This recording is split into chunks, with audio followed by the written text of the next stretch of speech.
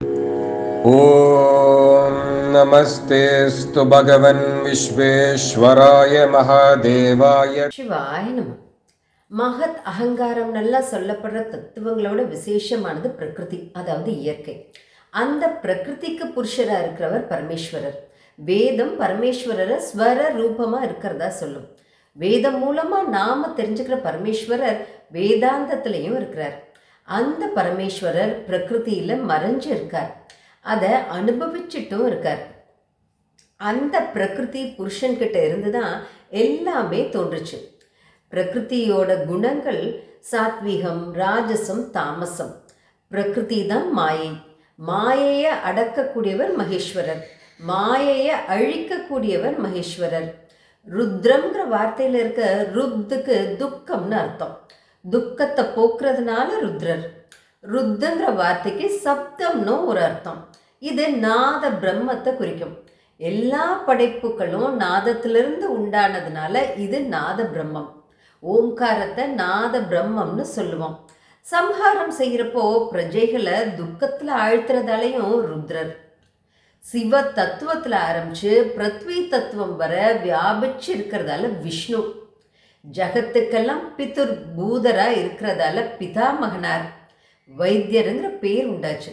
வைத்தியன் எப்படி பிணிய போக்குவாரோ அப்படி ஆன்மாக்களோட பிணிய போக்குறவரை போக மோட்சங்களையும் தர்றவர்னால அவருக்கு அந்த பேர். ஸ்தூல சூக்ஷ்மங்களாகவும் அணுவுக்கு அணுவாகவும் மகத்துக்கு மகத்தாகவும் முயற்சியே இல்லாமல் எல்லாத்தையும் தெரிஞ்சுக்கக்கூடிய சக்தி உள்ளவராக இருக்கிறதுனால சர்வஜர்னு சொல்லப்படுறார். உன்னதமான குணங்கள் உள்ளவங்களாலையும் இவரை தெரிஞ்சுக்க முடியாது. இவரை விட மேலான ஆத்மா இல்லாதனால இவர் பரமாத்மா. இப்பேற்பட்டவரை பிரணவ ஸ்வரூபியா தியானம் செஞ்சு பூஜை செஞ்சா நம்ம விருப்பங்கள் எல்லாம் நிறைவேறும்.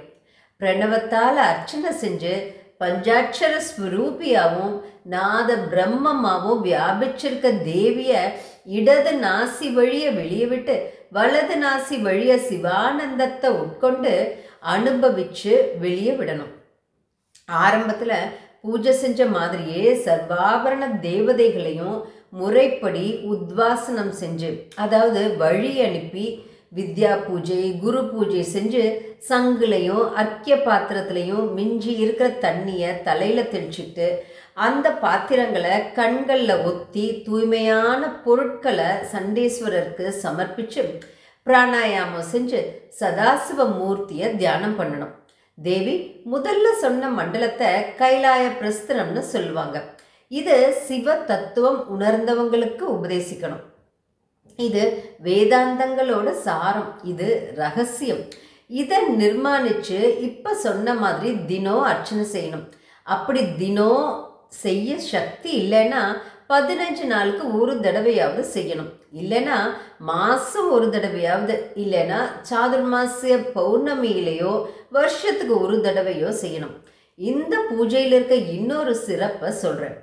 குரு கிட்ட எப்போ உபதேசம் வாங்கிக்கிறாங்களோ அன்னைக்கே அவர் சன்னிதானத்திலேயே எந்த நாட்களில் எதை அனுஷ்டிக்க முடியுமோ அதை செய்யறதா பிரமாணம் செஞ்சுக்கணும். பிரமாணம் செஞ்சபடி அந்த நாட்களில் பூஜை செய்யணும். ஈசானிய பாகத்தில் சண்டேஸ்வரருக்கு நிர்மால்யத்தை நிவேதனம் பண்ணணும். லிங்கத்தை வஸ்திரத்தால் சுற்றி பிரணவத்தால் சிரசில் பூக்களை வச்சு பரமேஸ்வரரை பஞ்ச கவ்யத்தால் அபிஷேகம் செய்யணும்.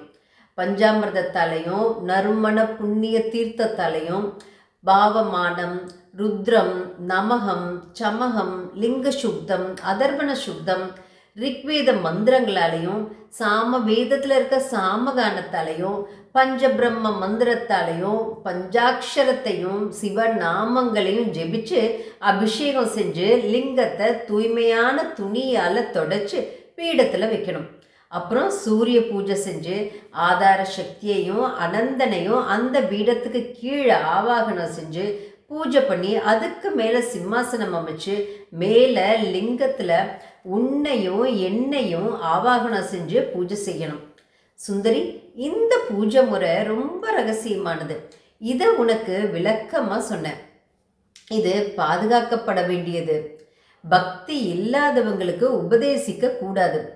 ஏன் பக்தராகவும் சந்நியாசியாகவும் ஆசையை ஒழிச்சவராகவும் குரு பக்தி உள்ளவராகவும் சமாதி குணம் உள்ளவராகவும் ஐம்புலன்களையும் அடக்கினவங்களுக்கு மட்டுமே உபதேசிக்கணும். இதை பக்தி இல்லாத மூடர்களுக்கு உபதேசிக்கிறவங்க சிவ துரோகத்தால் நரகத்துக்கு ஆளாவாங்க. ஏன் பக்தர்களுக்கு எப்பேற்பட்ட தானத்தை கொடுத்தாலும் பூஜை செஞ்சாலும் சாப்பாடு கொடுத்தாலும் அழியாத பதவியை நான் தருவேன். இதனால நானும் திருப்தி அடைவேன். இப்படி சிவபெருமான் பார்வதிக்கு சொன்னதா சூத முனிவர் நைமிசாரண்யவாசிகளுக்கு எடுத்து சொன்னார்.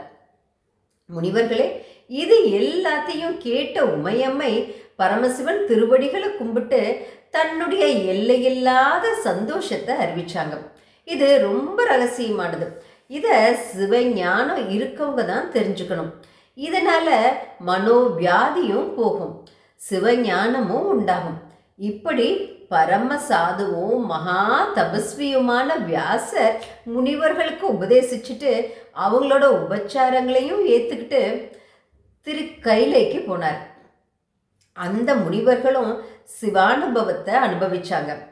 இந்த ரகசியமான சிவ பூஜை கிரமத்தை பரமேஸ்வரர் பார்வதிக்கும், பார்வதியார் சுப்பிரமணியருக்கும், சுப்பிரமணியர் நந்தியம்பெருமானுக்கும், நந்தியம்பெருமான் சனத்குமார முனிவருக்கும், சனத்குமார முனிவர் ஏன் குருவான வியாச முனிவருக்கும், வியாச முனிவர் எனக்கும் உபதேசிச்சார்.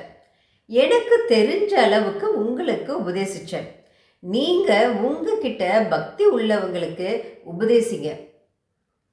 இந்த சிவ பூஜா கிரமத்தையும் மண்டல கிரமத்தையும் பக்தியோட கேட்குறவங்களும் படிக்கிறவங்களும் எழுதுறவங்களும் பிறப்பில்லாம மோட்ச சாதனத்துல சதா இருக்கும்படி ஸ்ரீகண்ட பரமேஸ்வரர் திருவருள் செய்வார். இப்படி சூத புராணிகர் காசியில சிவபூஜா கிரமத்தை முனிவர்களுக்கு உபதேசிச்சுட்டு பஞ்சக்ரோச யாத்திரைய முடிக்க போனார். முனிவர்கள் எல்லாரும் சில காலம் இருந்து இந்த சிவ பூஜை செஞ்சு பரம யோகிகள் அடையக்கூடிய கைலாய பதவியை அடைஞ்சாங்க.